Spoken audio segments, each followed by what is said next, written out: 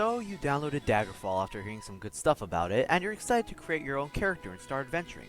However, when you go to create your own class like everyone suggested you do, you're met with this.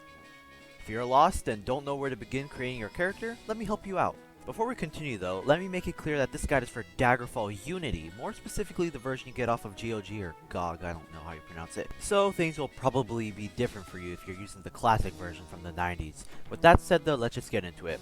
Let's start with the race of your adventure. This, unlike class, doesn't really matter too much, since by the time you get to the late game, it's not going to matter a single bit if you have a tiny boost to jumping or swimming. There are some notable bonuses for each one though, so let me summarize them for you real fast. Argonians are better swimmers and lose oxygen slower when underwater. Bretons have magic resistance. Dunmer get higher damage and accuracy with weapons as they level up. Altmer have a huge paralysis resistance bonus. Khajiit are good climbers. Nords have frost resistance. Redguards are basically the same as Dunmer except for some math being different for the bonuses. And finally, Bosmer are just the same as Redguards, but with ranged weapons rather than melee weapons. The game's then gonna ask you to pick your sex, which changes literally nothing other than your appearance, so just pick whatever. It's not like Advanced Dungeons & Dragons where your gender puts limits on certain stats. Speaking of stats, we now have to pick out our class of character, and unless you're a masochist who loves grinding constantly just to get to level 2, you should make your own. Click on the top box and scroll all the way to the bottom of the list to find the option to do so. Now upon clicking that, you'll see the screen and probably start wondering who disguised the tax return program as a game,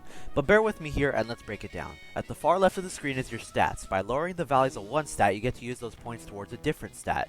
Now practically every guide for this game says to lower personality and luck to the minimum. And while it may sound like a good idea on paper, here's why that's a crappy idea. You need luck so that you can hit monsters and they can't hit you. You need personality so that if you need to ask something from an NPC, they won't just tell you to go screw yourself over and over again.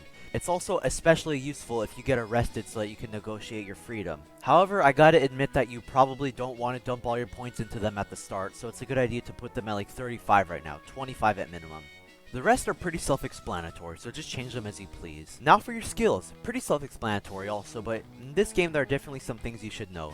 Primary skills are going to be the ones that absolutely define your class. You have the most skill with them, so pick whatever you're going to be using most often. These are also the skills you're going to have to level up to actually level up your character, so keep that in mind. Major skills are similar, but with a slightly smaller boost, and minor skills have the littlest boost. Remember that some skills are higher to level than others, such as the language and thief skills, so you're going to have to grind a lot to level up if any of those are major or minor. This, my friends, is why they recommend not using the default classes, because a lot of them have stupid skills like dragon language and medical as primary skills. And while we're on the topic of leveling up, do you see this meter here with the knife? This is your difficulty dagger. The higher the dagger is, the higher the XP you need to level up. It rises or lowers depending on how much HP your class has, your advantages, and your disadvantages. Which, that actually perfectly segues us into our next section. Speaking of advantages and disadvantages, this is the last thing you have to do on the page, okay? If you made it this far, you're doing great. Advantages and disadvantages not only grant you special buffs and debuffs, they also affect your difficulty dagger. The more powerful or crippling they are, the more your difficulty dagger goes up or down. For example, forbidding yourself from using something not too great like leather armor will make your difficulty dagger go down a little bit. However, something that's really gonna cripple you, like forbidding yourself from using plate armor or forbidding yourself from using magic, will make your difficulty dagger go down all the way. Okay, now we've reached what I would say is optional for designing your character.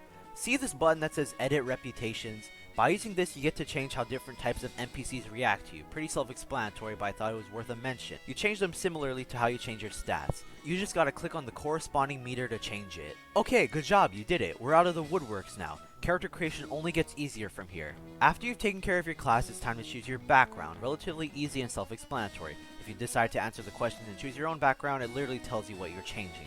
Some are more vague, however, like for example the one that asks you what your childhood nickname was, so if you want to see what those do, I'll put the wiki page describing it in the description. There you'll also find a helpful Steam guide full of recommendations for your designing your class. Finally, to cap things off, all you have to do now is choose your appearance and distribute bonus points to your stats and skills. With that, your Daggerfall character is complete and ready to go screw off and buy a boat or something, I don't know.